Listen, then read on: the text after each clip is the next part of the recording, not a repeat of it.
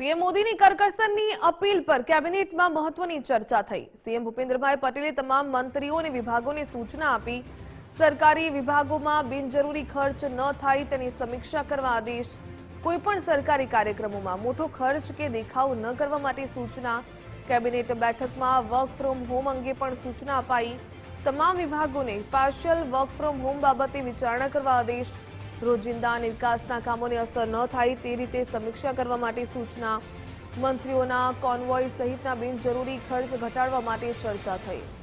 વધુ વિગત મેળવીએ સંવાદદાતા નિકુંજ જાની પાસેથી। નિકુંજ, કેબિનેટની બેઠકમાં કયા કયા મહત્વપૂર્ણ મુદ્દાઓ પર ચર્ચા કરવામાં આવી?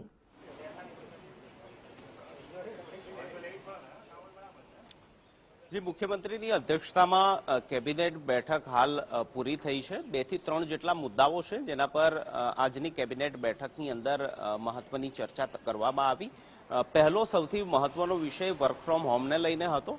2 અલગ અલગ કર્મચારીઓના સંગઠન દ્વારા પત્ર લખીને મુખ્યમંત્રી સમક્ષ માંગ કરવામાં આવી હતી કે વર્ક ફ્રોમ હોમ અથવા તો 5 ડે વીક ની અમલવારી કરવામાં આવે।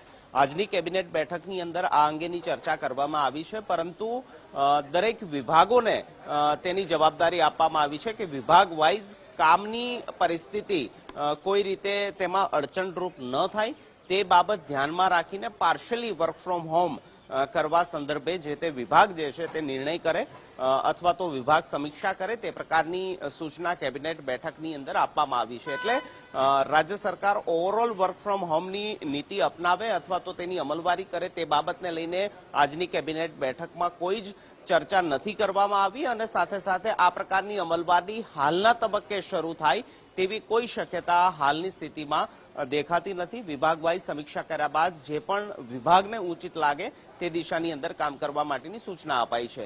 બીજો વિષય એ કે માસ ટ્રાન્સપોર્ટેશનનો ઉપયોગ સૌથી વધુ કરવામાં આવે તે દિશાની અંદર પણ કેબિનેટ બેઠકની અંદર સૂચના આપવામાં આવી છે કે વિભાગના જે તે કર્મચારીઓ છે તે જાહેર પરિવહન સેવાનો મહત્તમ લાભ મેળવે તે પણ જે તે વિભાગને સુનિશ્ચિત કરવા માટેનું કહેવામાં આવ્યું છે।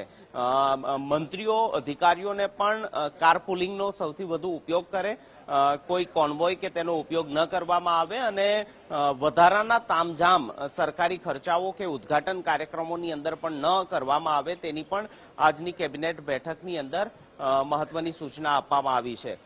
મીટિંગોને લઈને પણ આજની કેબિનેટ બેઠકની અંદર ચર્ચા થઈ। રાજ્ય સરકાર પોતાનું વ્યવસ્થા તંત્ર સંભાળવા માટે અલગ અલગ તબક્કા વાઇઝ મીટિંગો યોજતું હોય છે, અધિકારીઓને ગાંધીનગર બોલાવતું હોય છે, અહીંથી અધિકારીઓ પણ જે તે વિસ્તારની અંદર મીટિંગ માટે જતા હોય છે।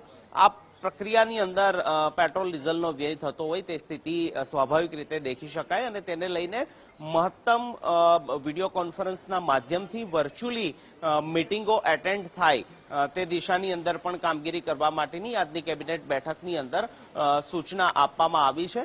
જે તે અધિકારીઓને ગાંધીનગર મીટિંગો માટે ન બોલાવવામાં આવે, જ્યાં સુધી જરૂર ન હોય ત્યાં સુધી તાતી જરૂરિયાત છે તેવા કિસ્સાની અંદર ફિઝિકલ પણ અધિકારીઓને જો બોલાવવાની જરૂર પડે તો બોલાવી શકાય છે, તેમાં કોઈ બાંધછોડ નથી, પરંતુ જ્યાં સુધી બની શકે ત્યાં સુધી વર્ચ્યુઅલી બેઠકો કરવા માટેની પણ સૂચના આપવામાં આવી છે।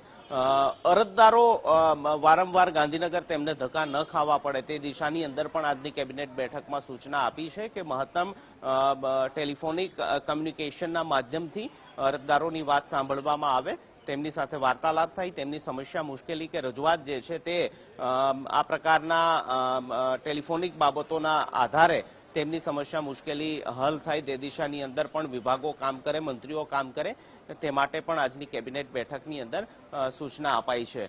બપોરે 3:30 કે 4 કલાકે કેબિનેટ બ્રીફિંગ પણ પ્રવક્તા મંત્રી દ્વારા કરવામાં આવશે, જેમાં વધુ આ બાબતે પ્રકાશ પાડવામાં આવશે, પરંતુ હાલના તબક્કે આ 2 થી 4 જેટલા અલગ અલગ મુદ્દાઓ છે હાલની વર્તમાન પરિસ્થિતિને ધ્યાનમાં રાખીને જેની કેબિનેટ બેઠકની અંદર ચર્ચા થઈ છે। જી નિકુંજ, ધન્યવાદ તમામ જાણકારી બદલ।